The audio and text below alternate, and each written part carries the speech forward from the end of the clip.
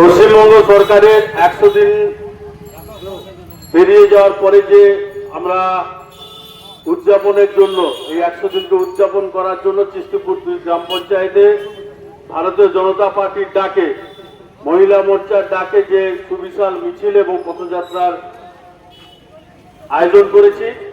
এই পথসভায় উপস্থিত আছেন আমাদের জেলার নেতৃত্ব তাপস মাঝি মহোদয়, আমাদের এই অঞ্চলের অঞ্চল প্রমুখ ভারতীয় জনতা পার্টির সুরেশ চন্দ্র ভূঁইয়া মহোদয়, উপস্থিত আছেন আমাদের প্রধান সত্যরঞ্জন দে, উপপ্রধান ভরত ভৈকা মহোদয়, আমাদের পঞ্চায়েত মেম্বার তনুশ্রী মিশ্র, বুলি সাউ, শক্তি কেন্দ্রের প্রমুখ দিলীপ বাঁকুড়া, অরূপ কান্ডার, হেমন্ত পট্টনায়ক, সমস্ত বুথ সভাপতি, আমাদের মন্ডলের জিএস সূর্যকান্ত বেড়া, স্বরূপ বড়ই, জেলার কিষাণ মোর্চার নেতৃত্ব রামকৃষ্ণ পাত্র, আমাদের সংখ্যালঘু সেলের নেতৃত্ব শেখ নূর আলী, আমাদের পঞ্চায়েত সমিতির মেম্বার শম্ভু বাঁকুড়া, আমাদের পঞ্চায়েত মেম্বার তপন ঘোষ, আমাদের গোপাল জানা, শ্যামল পাল, তপন ঘোষ, তৎস ওমপ্রকাশ মাল, তৎস সমস্ত নেতৃত্ব, আমাদের মহিলা মোর্চার জিনাদি, প্রত্যেককে যথাযোগ্য স্থানে সম্মান জানাই।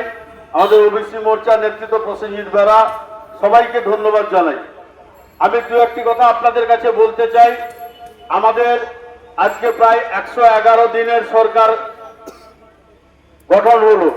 4 মে দুপুর 12টার পরে আপনারা যখন টিভির পর্দায় দেখতে থাকলেন যে ভারতীয় জনতা পার্টি একদিকে 100-150 সিট পেরিয়ে প্রায় 200 ওভার করছে, আর একদিকে তৃণমূল কংগ্রেস, যেই সরকার 15 বছর এই পশ্চিমবঙ্গকে শাসন করলো, সেই সরকার এই 15 বছরে যে কালিমা লিপ্ত করেছে বাংলাকে যে ধ্বংসের পথে নিয়ে গেছে, শিক্ষা ব্যবস্থাকে যে ধ্বংসের পথে নিয়ে গেছে, স্বাস্থ্য ব্যবস্থাকে যে ধ্বংসের পথে নিয়ে গেছে, এবং চাকরির দিক দিয়ে যে দুর্নীতি করেছে, শিক্ষামন্ত্রী পার্থ চ্যাটার্জি জেলে বন্দী ছিলেন, এবং খাদ্য দপ্তরের মন্ত্রী জ্যোতিপ্রিয় মল্লিক বন্দী ছিলেন জেলে, সেই সঙ্গে 1 ডজন মন্ত্রী, সেই সরকারের 1 ডজন মন্ত্রী তারা জেলে ভর্তি থাকলো।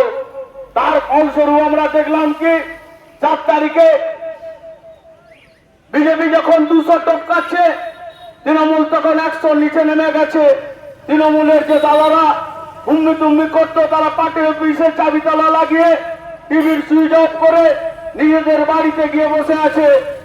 কিন্তু আমরা দেখলাম কি আমাদের রাজ্য সভাপতি সমীর ভট্টাচার্য সঙ্গে সঙ্গে সংবাদ মাধ্যমের কাছে ঘোষণা করলেন, ভারতীয় জনতা পার্টি শান্তি শৃঙ্খলা বজায় রাখতে হবে, প্রতিটি কর্মীকে শান্তি শৃঙ্খলা বজায় রাখতে হবে, এই নির্দেশ দিলেন। আমরা এই 3 মাসে লক্ষ্য করলাম একটা তৃণমূল কর্মীর ওপর এই অঞ্চলে একটা আঘাত আসেনি। সবাইকে আমরা যে যার জায়গায় কাজ করতে দিচ্ছি, আমরা কোনো অন্যায় করতে দেইনি এই অঞ্চলে এবং এই এলাকায়। কিন্তু আমরা দুঃখের সহিত বলতে চাই, এই অঞ্চল 3 বছর আমরা দখল করেছি মানুষের রায়ে, কিন্তু দেখলাম কি পঞ্চায়েত সমিতি ব্লক তৃণমূলের দখলে আছে। এই 3 বছরে আমরা এখান থেকে যারা নির্বাচিত পঞ্চায়েত সমিতির মেম্বার এবং আমাদের পঞ্চায়েত মেম্বাররা, সেখানে আমাদেরকে বসতে দেওয়া হয়নি। এই 3 বছরে আমাদের উন্নয়নের কোটার যে জিনিসপত্র আমাদের হাতে দেওয়া হয়নি, পুরোটাই তৃণমূলীকরণ করা হলো। এখানে তৃণমূলের নেতাদের হাতে সবকিছু দিয়ে বিলি বন্টন করা হলো।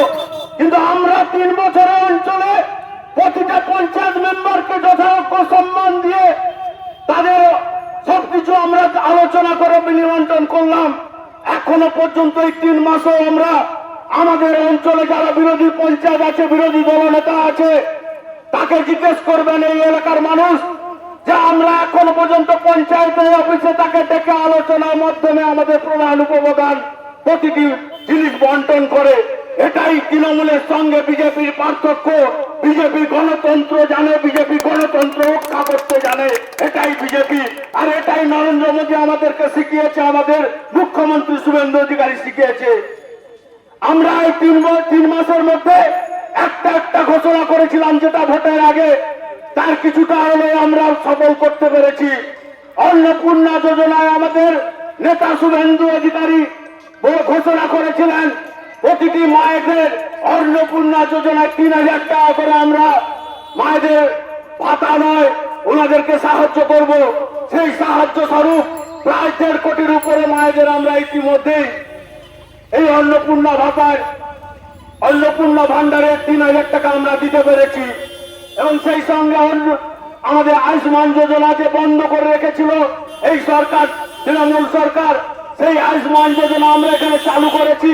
প্রতিটি ঘরে ঘরে আপনাদের সেন্সাস হয়েছে, আপনাদের কাছে কাছে অলরেডি কার্ড পৌঁছে গেছে।